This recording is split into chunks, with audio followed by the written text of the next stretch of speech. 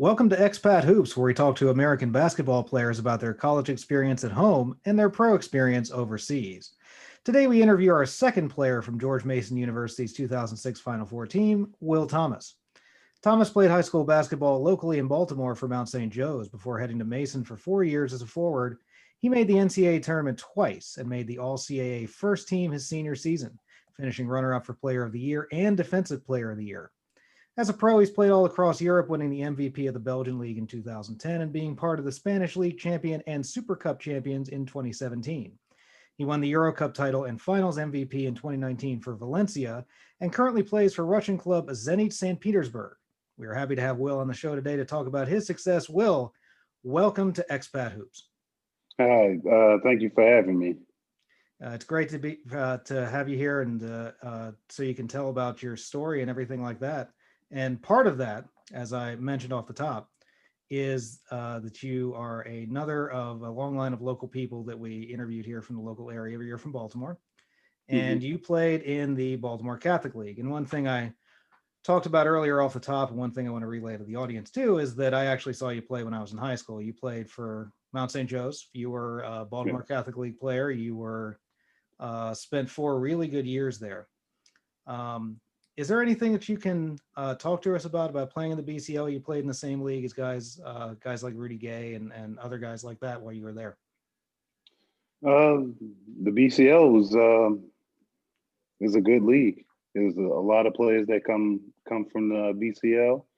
It's a dogfight every game. Everybody wants to win the championship, and it's just a really good competition. Yeah, a few schools since your time there have unfortunately closed up. So it's a different league than it was then. Both of the schools that we went to, I went to St. Maria Goretti in Hagerstown. Both of those schools are still alive and well in the BCL, and things have changed a little bit, but the talent level is certainly still what it used to be there, I would say, on par with what it was. Yes. I mean, I haven't kept up with it recently, but I know my high school coach, Pat Clatchy. I still talk to him every once in a while. He always raving about bringing in new talent and how tough the league is. Yeah, and a recent coach for Goretti is now coaching at Mount St. Mary's as well. So, Actually, if you want to talk about how Mason kind of came to be on your radar, what some of the other schools were that were in the mix for you at that time, and like I said, how you basically chose Mason over those other suitors. I guess it was the summer in between my junior and senior year of high school. I was just playing AAU tournaments, and I had about 5 or 6 scholarship offers on the table. Mason came, Coach L came, and offered me a scholarship. And I mean, I looked down the list.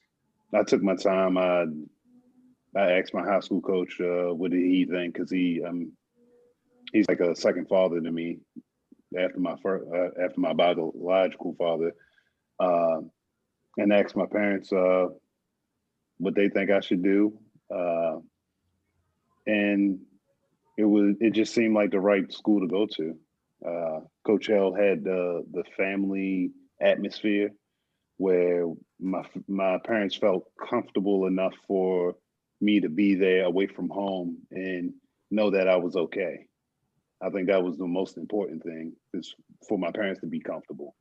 And then it's about 45 minutes to an hour from where I live in Baltimore. It's far enough where I can grow on my own, but also close enough where if I need to go home, I can get home in a quick drive. And I think that's why I picked it. And plus, it's a winning program. Coach L took it, really the program out of the dumpster and made it into a winning program with CAA championships, NCAA appearances, a few NIT appearances. So I just felt like that was the right spot. Absolutely.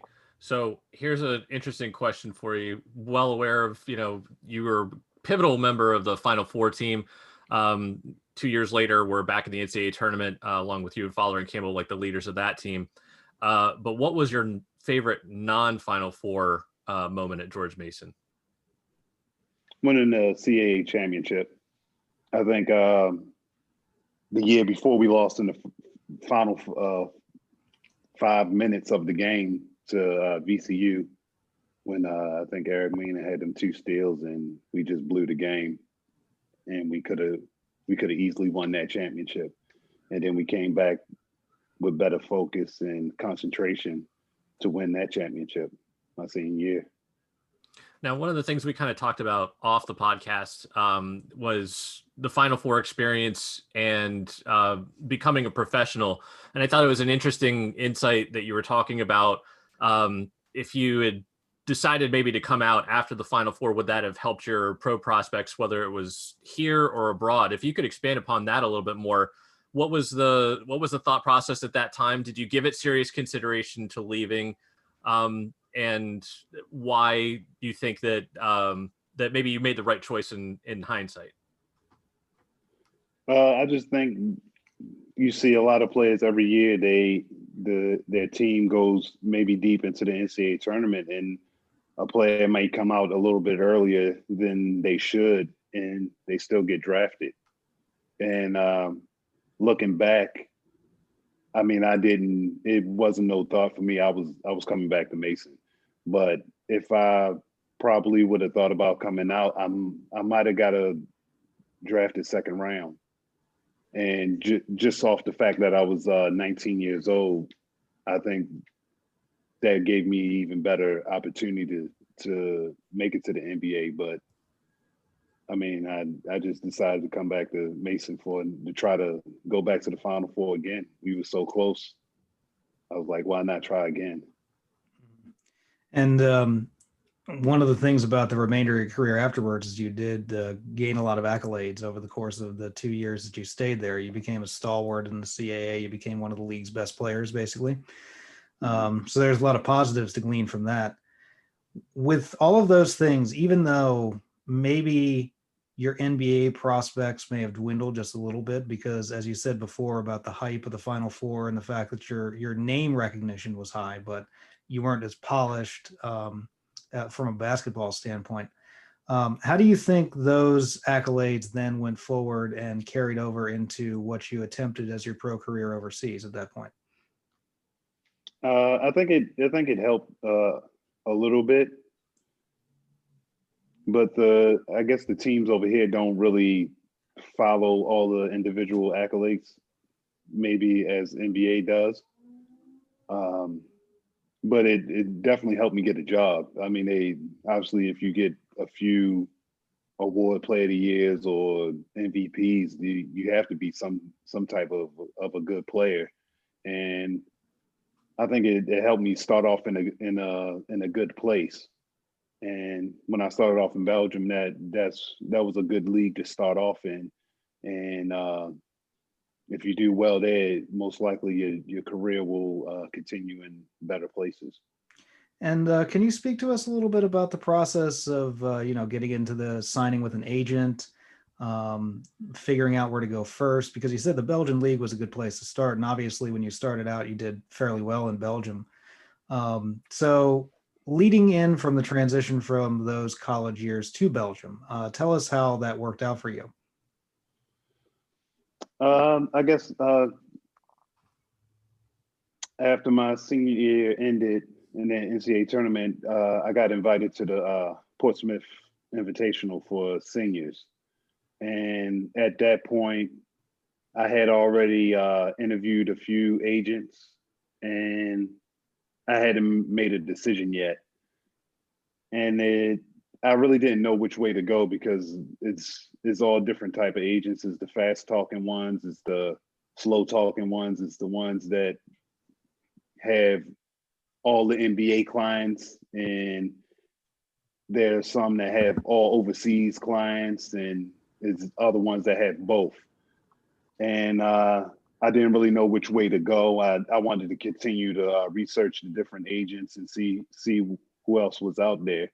And then I went down to Portsmouth Invitational. I had a good 3 games, But after the first one, like those agents, they like wolves out there. It's no holds bar. It's as soon as you have a good game and you go in the locker room, change clothes, and as soon as you take a step out of the locker room, it's 10 agents in your face trying to hand you cards, sell you their what they can do for you and things like that. That was a learning experience. And if you're not ready for it, it can be overwhelming. Andy, who was our previous guest to talk to us about Portsmouth? I forget who that was. It was Tony. It was Tony? Yeah, Yep. Okay. It was Tony Skinn. Yeah, so Tony Skinn talked about his experience with Portsmouth too, and that was largely the same kind of experience. It was hair-raising. There was a lot going on. Yeah, because like the NCAA kind of protects you until you're done. Once you're done, it's a free fall. Anybody can talk to you. They can do whatever, the agents. And so with you, obviously you're talking about all of them kind of coming at you after you have a good game and everything. What was your process in finally coming to a decision? Did you have anybody else that you could consult with, whether it was, the coaching staff at George Mason or anybody that you could consult with and saying, hey, how do I find somebody who's good? Or was it just a process that you kind of did on your own? And what was that process? I don't know. I had my parents around, but they never played professional sports, so they didn't really know either. And I mean, they kind of went off their feeling and kind of said, we kind of leaning towards this guy or that guy. And I went with one agent. After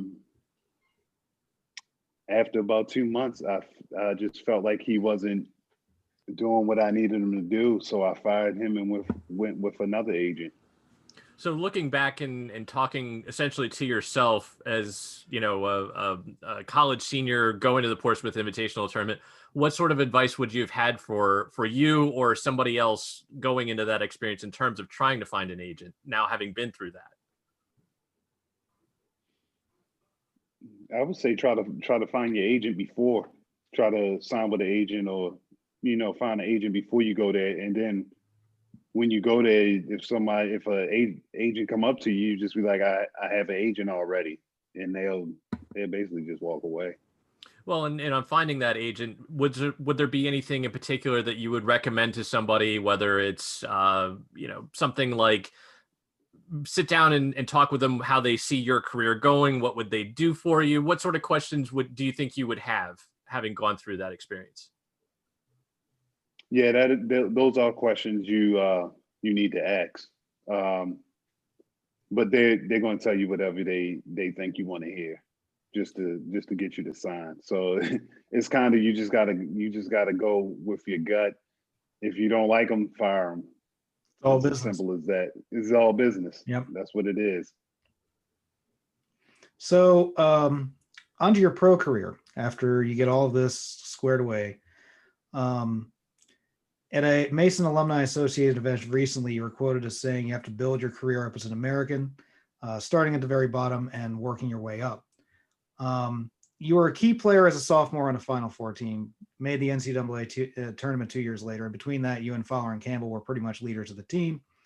And so after navigating that sort of strangeness, because you had the hype that we talked about, where you were going into the Final Four, where maybe you could have had better prospects, but then you weren't as polished. Then you got more polished, but you weren't as well known. So navigating the early part of your pro career to get to that point where you start in Belgium, and why Belgium first? Why did you end up in Belgium as opposed to some other professional leagues? Did you have other opportunities or offers? Was Belgium a choice of yours, or was that a place where you ended up by necessity? Well, Coach Mike Huger, he was assistant coach during the Final Four. Yes, no, that was Coach Johnson. Coach Huger was there my senior year, and he played professionally in Europe. He played in Belgium, and the first team I signed with in Belgium, the GM of the team was his coach when he was in Belgium. So they were still in contact with each other. And that's basically how I got connected to Belgium. So when I was done and I wanted to continue playing professionally, the GM contacted my agent. They talked about the contract, and then they sent over the contract. I signed it, and it was a done deal. So your first job actually wasn't really necessarily something that your agent actively did. It was actually something one of your assistant coaches at the time was the one that really kind of facilitated it. Yeah, basically. Interesting. The common theme that we've had through all of these interviews is what? It's still a job. You might be playing basketball, you might be an athlete, but connections are what gets you to where in the door everywhere you go. Right. That's for sure. Definitely. Interesting. So you start off in Belgium, really successful, actually wound up playing for 2 clubs, right? Yes. And I think that it was in MVP 2010. So that's, graduate 2008. So within 2 years, you're the league MVP. Interestingly enough, I looked it up. You're also awarded the Star of the Coaches Award. And I actually cross-referenced a little bit, and it's not always a given that if you're the league MVP that you're necessarily the star of the coaches. So what was that like in terms of receiving both awards, not only from voters on the MVP, but also from the coaches and everything saying this is the league's best player? That's an honor to be recognized by all the coaches, or most of them. I don't know how the voting goes, but that's an honor to be recognized like that. Is mean I'm earning some respect in the league and around Europe. Sorry, I didn't mean to cut you off there. There's a little bit of a lag, but so in getting started in Belgium, what was your first contract? Was that a 1-year deal or was it 2? You wound up spending, I think, 3 seasons in total. So what was your first contract there? Was it for 1 or 2 years? For 1 season. For 1 season. Mm-hmm. And what was your decision? I mean, after 2 years with the same team in Belgium, what went into the decision to stay in Belgium, albeit for a different team? Well, first off, the reason that I signed a 1 year, a 1 season contract the first year, and then going into my second season, I had one other offer from a team in the Netherlands, and I mean, just my agent giving me some advice about how to navigate my career. He told me that most guys do well when they stay in a spot in team for more than 1 year. So the second year, most of the time, they tend to do a lot better. And I took his advice on that, and I ended up being MVP of the league. So, I mean, that happened. And then from there, the team I went to, the second team in Belgium I went to had a bigger budget, and they were willing to spend the money. So I went there. Seems like your agent was a smart guy at the time. Yeah. Good advice for sure. I mean, that was some great advice that I think any player can take. So all those accolades, your first few years in Belgium, winning the league MVP, as you said. Talk to us about after that. So you go to Georgia after a highly successful stint in Belgium. Country, not the state. Sorry, yes. I got to make that joke. The country, yes, of course. Well, Republic of Georgia. Yes, exactly, the Republic of Georgia. So why did you end up in the Georgian League? What was the decision after that? Since you had such a strong start in Belgium, because it seems like going from Belgium to Georgia, it seems like it could be considered by many a downgrade. But was that the case? And why did you end up there? That is the case. It is a downgrade from Belgium, but I thought in Belgium I just kind of individually I did everything I could do in Belgium, and it was time to move to a bigger league, a more competitive league, and that was my decision. That's what I wanted to do. And going into that summer, I thought I was I thought I had enough momentum going into the summer to get to maybe Italy or Spain or Germany or maybe even Russia and play. But it didn't work out. Uh, again, I guess I wasn't on the same page as my agent, and I ended up firing that agent and going with a new agent. And by the time I did all that, it was the market had basically closed up. All the good jobs were gone. Maybe even some of the lower teams in the big leagues like Italy, Spain, all the big countries, those jobs were gone. And the team in Georgia came to me and they offered me citizenship, Georgian citizenship, and just to come there and play for one season. And it was anything that can get European citizenship, it's beneficial for your career. Is that something that you can use then? Because I know that a lot of teams have the limitations on Americans that can play for them. Is that something that can help you get around that? Yeah, it's just like in Spain, Italy, maybe Turkey, Greece. It's different limitations on how many Americans can be on the team, but they have other, I guess, rules about Europeans. So like in Spain, you're only allowed to have 2 Americans on each team, but you can have 6 Europeans. So the teams I played for, Malaga and Valencia, I was considered European, and then they would sign 2 more Americans. Yeah, that can be helpful both for the players and the teams then in that case. Right, correct.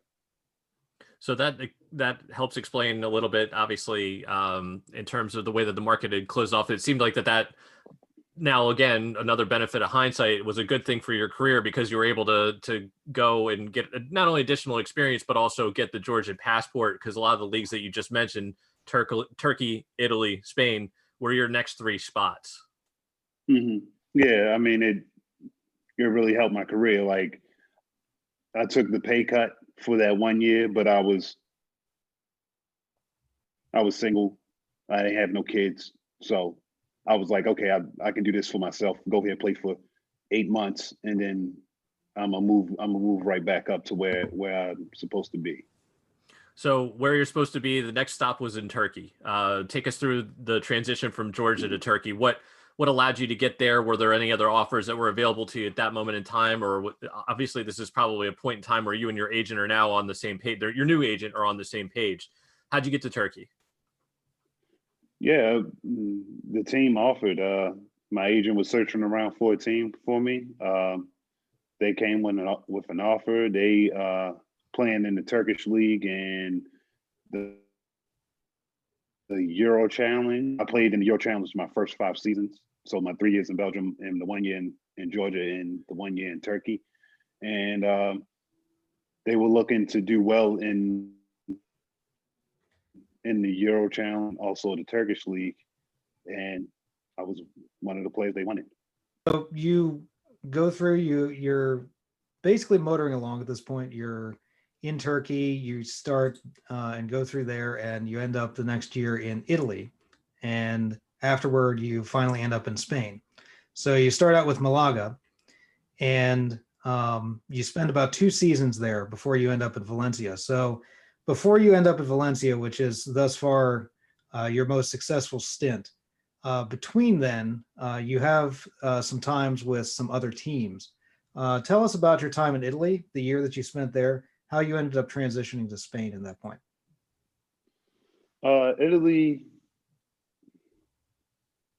Italy was it was a little different than I expected. When you're coming out of college, everyone professional players talk about playing in Italy, how great it is to play in Italy. And when I went there, I went with a high expectation that it was going to be just top level basketball. The off the court life would be great. And for me, it wasn't like that.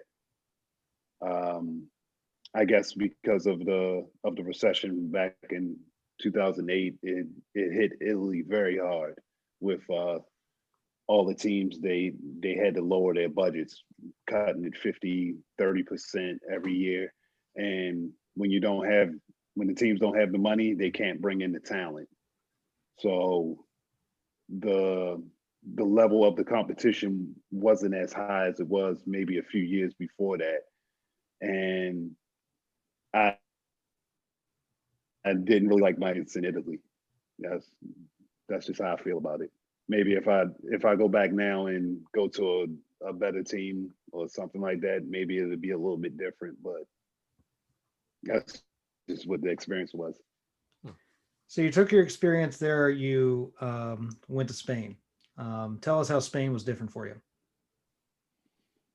Well, after Italy, I played in the NBA Summer League with the Denver Nuggets, and I played well. I just went out there and played my role with the Denver Nuggets. And Malaga, they see me there. I think was out there in Vegas, and my agent was out there too.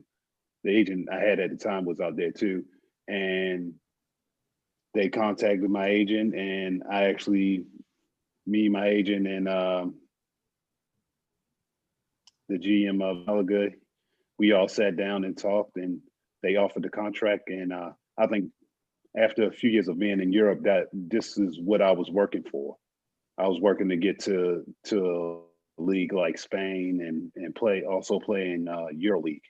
And when I got there, it was just a great experience. Malaga is a very nice city. I really love the lifestyle of Spain as a country, as a culture. The basketball is top level, and it was just a great experience going to play there. Actually, I was going to ask this question kind of at the conclusion, but I kind of get the feeling in the way that you're talking about it now, non-basketball related. Would you say that was probably the best place that you played? Yeah. I mean, now that I'm playing EuroLeague this year, and every time we go back to Spain, go to play one of the teams in Spain, it almost feels like I'm going home. That's how much I like Spain. What is it about Spain that you like? I know you mentioned culturally, but is there anything specific that you can point to? I think it was just the experience with the two different teams. Very professional. Everything is in order, and they know what they're doing, and they have they're ambitious clubs. They want to win championships. Obviously, they're going to put pressure on the players to play at the highest level and bring home the trophies. But besides that, they hold up their end. And in Europe, it's a lot of teams that don't hold up their end, and they expect you to be the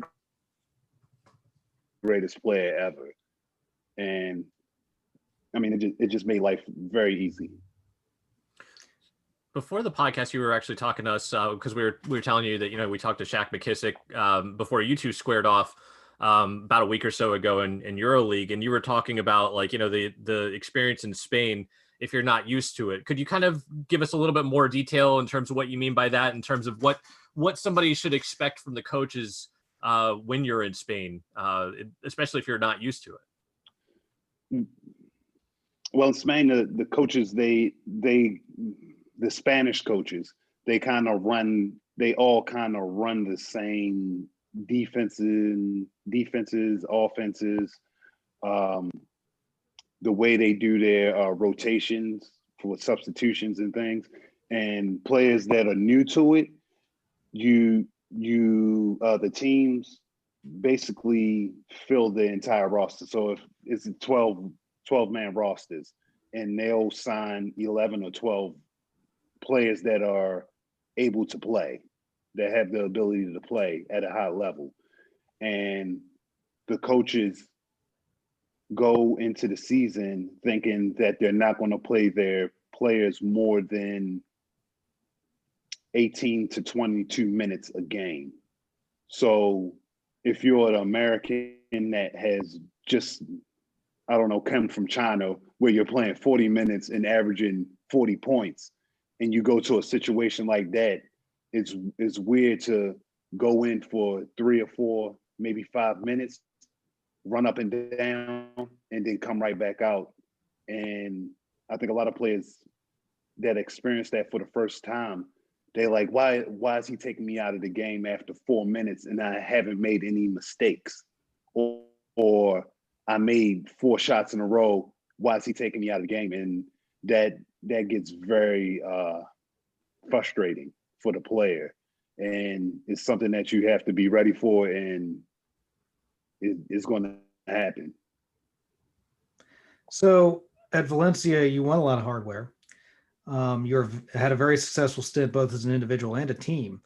Tell us how your game evolved over the course of a couple of years until you have now reached the peak of your game with Valencia and moving on to Zenit afterwards. Is there anything that you brought in from each of your different stints that helped you along?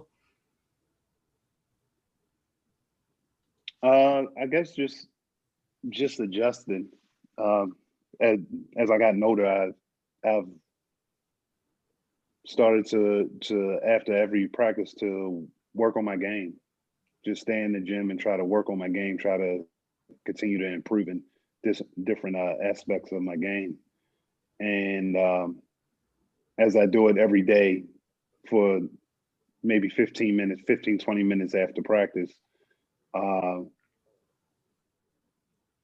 I've seen the improvement, and I'm continuing to improve, and it's showing on the floor. And that's actually one of the things that we kind of talked about this a little bit with Vlad when he was talking about, like, you know, you had an outside shot and he's like, I don't remember this from college. And I looked it up afterwards, and you took 3 3-point attempts your entire college career, made 1. And this last season in EuroLeague, you had 76 attempts, which I think you made like 26. So where did you kind of gradually go into that, or did you always feel like you had that ability and it just was kind of like outside what you were asked to do at George Mason?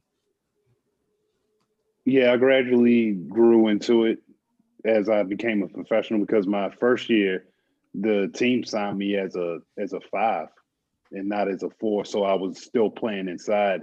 And that's not how Coach L used me. He always used me on the low post, and it was basically 4 guards around me. And I mean, just over the years, just trying to get comfortable with shooting threes, because over in Europe, when I first came over, it was I guess it's the college line now, but now they moved. But after, I think it was my 3rd season, they moved it back to in between the NBA line and the college line. So I had to first adjust to just shooting threes, and then I had to adjust to the line being moved back further. So, I mean, I'm completely comfortable with shooting threes now. So it's just, I guess, the evolution of my game. And it's a pretty impressive an adjustment. I mean, it's not every day somebody can go from playing the 5 in college to shooting, 76 outside shots in a season. I mean, it's not it's not something that happens a lot. Yeah. So you're incredibly successful stint in Valencia. You're now in Zenit. You're in St. Petersburg, beautiful city, by the way. I've always wanted to visit. Yes. You're currently on a 2-year contract. What is your life like, first of all, in Russia on a daily basis? What do you get into? How do you experience the culture there? Is there anything noteworthy that sticks out to you? I mean, right now with COVID, it's basically to the gym, maybe to the grocery store, and back to the apartment. I try to stay out of the restaurants and other public gatherings. So that's my life right now. St. Petersburg is a very nice city. It has a lot of history, and when you drive around the city, you can see all the different statues and older buildings. And I think you can go up and look at them, and they have signs and different things, but it's too cold outside for me to do that. So that's not an option for me. Yeah, there is also that. Yeah. So, I mean, I just try to see the city when I can, but most of the time I'm just in my apartment. Well, fortunately, you've got what is hopefully going to end up being a 2-year stint there, so you can have a little bit extra time at some point. COVID's going to end someday. We've talked to everybody on this show about their individual experiences with COVID, going through different things. You know, we had a guest, Fallon Stevens. Her what was to be a successful season in college was cut short. She was a #1 seed in her tournament, and COVID just spiked the whole thing. And Tony Skinn, obviously, he's a coach at Seton Hall, so preparing all of his guys through COVID, through the protocols, figuring out the protocols because it's something that nobody had ever experienced before. I believe Seton Hall is shut down right now, along with, I think it's 20 or 30 other programs across the country, small, as big as UConn and Seton Hall. So it's an experience. Yeah, because my team, we just had a COVID outbreak. Maybe what is it, about almost a month ago. We had 9 players and 4 coaches test positive for it. In Russia, you have to quarantine for 14 days. So we only had like 6 players and 1 coach doing individual work. And we were just waiting for 2 weeks. Then everybody started coming back. And then the teams we were supposed to play, they had COVID outbreaks. So those games got suspended or postponed. And now we're just going like day by day. It's just like, is everybody okay? Are we going to play this next game? We don't know. We have to wait until 48 hours before the game to see if we are going to travel or not, or if the team is going to come in. So are you over there right now by yourself, like with your family at home? Or do you have your family with you? No, I'm over here by myself. Russia, they're not letting any families in. It's only people that have work permits, work visas, and that's it. So you're literally only seeing a very handful of people pretty much in your day-to-day life, like you said, whether it's going to see coaching staff and and the fellow players, but or going to the grocery store. So it's kind of just keeping to yourself at this point in time, right? Yeah, I'm just trying to stay healthy and get through this season, get through these tough times. And so with Zenit or otherwise, what's the best setup that you've had in terms of perks? Obviously, some jobs will pay more than others, but what's the best spot that you've had in terms of, or what's the most interesting stuff in terms of, have you been provided cars, or did they set you up with housing and things like that? If you could kind of take us through a little bit how that's varied for you throughout your career. Well, I think every American player has in that contract that you get housing that either the team is going to pay for, or you may have to come out of pocket for. And the ones you have to come out of pocket for or for the bigger teams is when guys are getting paid a lot of money, and the team, you can live wherever you want and you just pay the rent. And they give you a car, and that's about it in the contracts. And you may have some other stuff where you get maybe 3 TVs in your apartment or something like that, but that's far and few in between teams. There's not that many teams that will put stuff like that in your contract. As far as the best, I think the best setup I've ever had over here was my first year in Malaga. The team give you a brand new car. They gave me a townhouse that had 3 bedrooms, 3 bathrooms, private swimming pool, backyard, private garage. I think the townhouse had a basement. It was like a private community. Wow. And yeah, it was nice, and it was like Follow-up question: why did you leave? I think I was chasing the money to a certain degree because I knew it was more out there. If I continue to improve it was going to come. But it's Malaga is in the south of Spain, so it's warm the entire year. It's maybe the coldest it gets is maybe 55 degrees. And the townhouse was like a 2-minute drive from the beach. Like it's sat on a hill. And if you go into the backyard, all you see is like the ocean. And it was that was the best setup I had. So it's probably easy to assume then that Malaga is your favorite place that you've lived so far in your pro career. Yes, if I had somewhere I had to live in Europe, that would be the place I would go live, either there or Valencia. Have you gone anywhere when you were in pre-COVID times?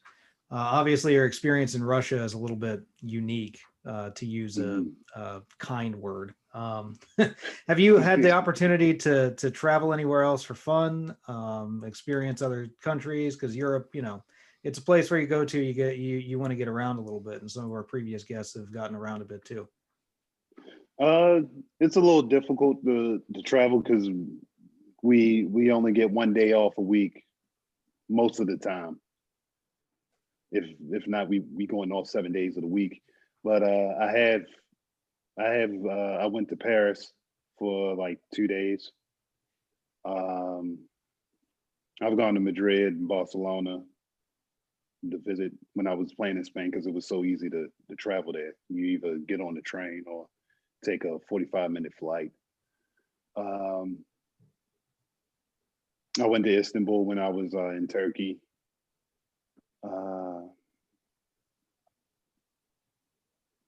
When I was in Belgium, my first few years, the first team I played for, Liège, it was 20 minutes from Holland, from the Netherlands, and then it was like 45 minutes from Germany. So I was able to go to Germany and in the Netherlands anytime I wanted to. So I got to see like Cologne, Germany, Dusseldorf. I'm not even sure how you say it, but places like that. And then a few of the smaller cities in the Netherlands. And I got to go to Brussels, Antwerp, places like that. So it sounds almost really kind of like that you more or less have done day trips when it's allowed you to do it based off of work. Yes. Gotcha. Mm-hmm. Thomas, thank you for being on the show today. We wish you the best of luck in your next season in Russia, and that you have a successful time and stay healthy over there as well. Okay. Thank you for having me. It was a great time.